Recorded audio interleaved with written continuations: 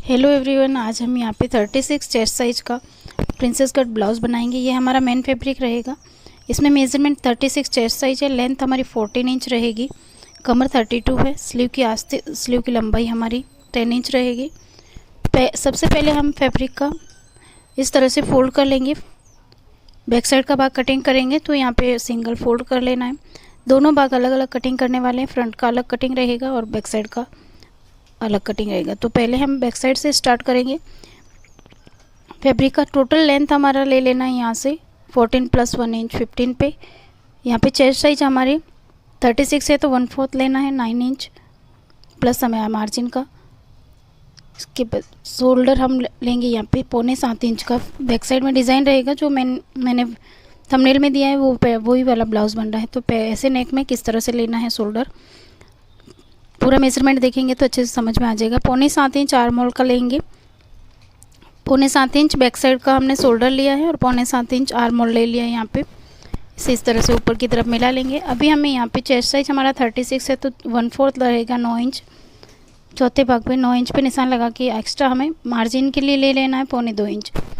1.5 से 2.25 inch margin लेना है। अगर कम चाहिए मार्जिन तो 1.5 इंच, हम यहाँ पे 2.25 इंच ले रहे हैं।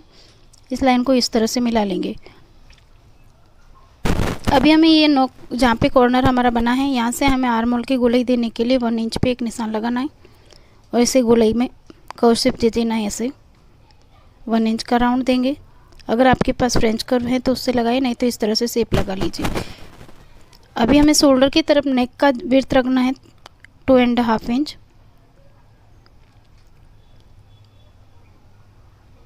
पूरा वीडियो देखेंगे तो आपको फ्रंट साइड के भाग की किस तरह से कटिंग करनी बहुत ही अच्छे से समझ में आ जाएगा। 2.5 इंच यहाँ पे नेक रखेंगे।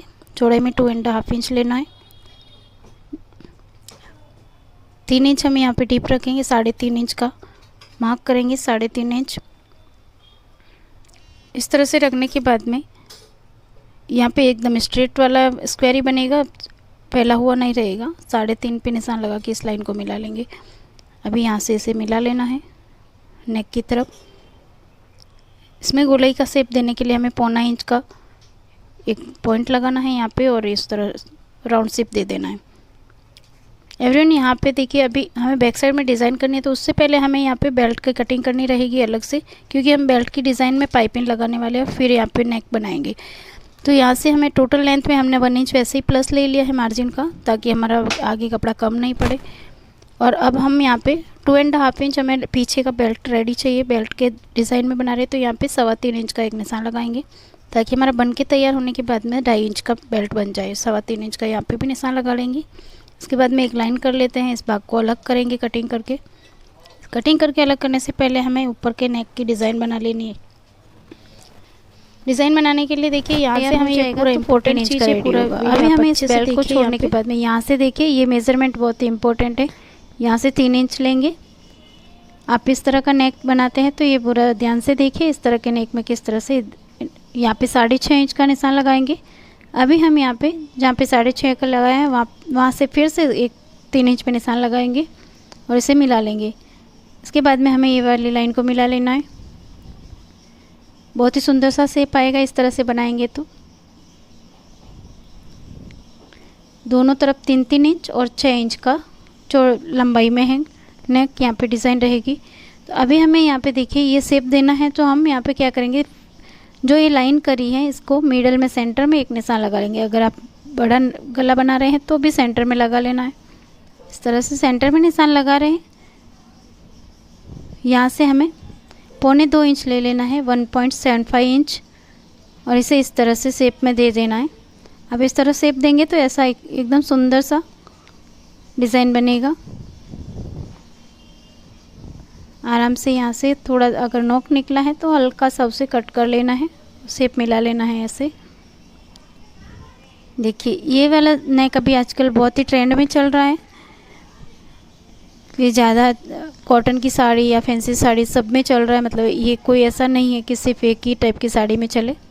एवरीवन, यहाँ से हमें कमर का 1/4 लेना है, जो हम 8 इंच लेंगे। यहाँ से 32 का चौथा हिस्सा 32 का 1/4 प्लस 2.5 इंच हमें ऐड कर लेना है मार्जिन और टक के लिए।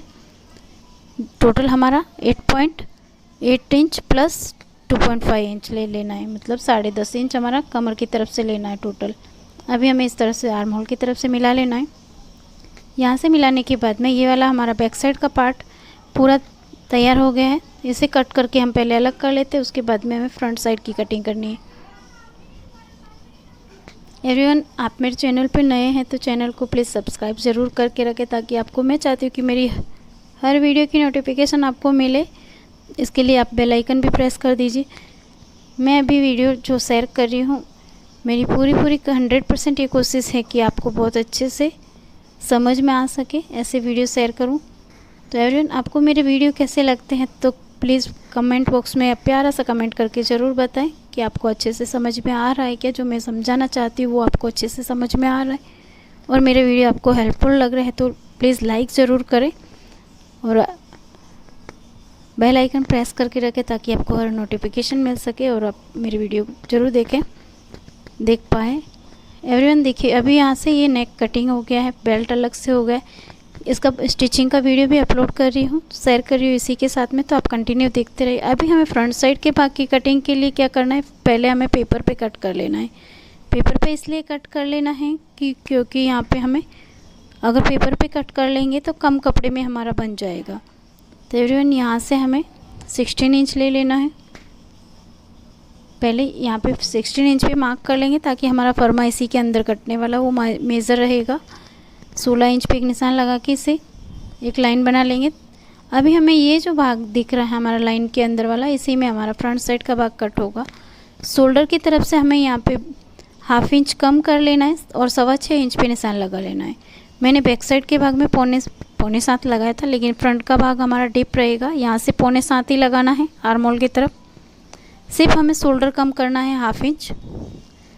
ये 1/2 इंच कम कर लिया हमने, जो बैक साइड में 7 था। अभी हमें यहाँ से देखिए आर्म होल के लिए हमें फ्रंट साइड के भाग में डाउन करना रहता है, तो यहाँ पे हम पौना इंच कम करेंगे। जो शोल्डर का हमने 6.5 लिया है, 6.25 लिया, तो यहाँ पे हम 5.5 इंच लेंगे और इस तरह से मार्क कर लेंगे। इस लाइन को मिला लेंगे यहाँ पे। यहाँ से हमें उतना ही लेना है 1/4, चेस्ट साइज का 1/4 लेना है, 9 इंच पे निशान लगा के। अभी हमें यहाँ पे फ्रंट भाग में 3 इंच ऐड करना है यहाँ से आगे, क्योंकि हम यहाँ पे डॉट निकालेंगे जिसका कटिंग करेंगे, तो यहाँ पे फिनिशिंग अच्छी आएगी और कटोरी अच्छे से शेप में आएगी। तो यहाँ पे हम 3 इंच लेंगे और इस तरह से मिला लेंगे। 9 + 3, तो यहाँ पे हमने लिया फ्रंट साइड में 12 इंच। अब हम यहाँ पे 1 इंच का निशान लगा के राउंड शेप दे देंगे। कर्व शेप के हिसाब से इस तरह से शेप ले लेना है। अभी गले के लिए हमें, देखिए गले का ये ध्यान रखना है हमें। ये देखिए आर्म होल तो हमारा यहाँ पे हो गया।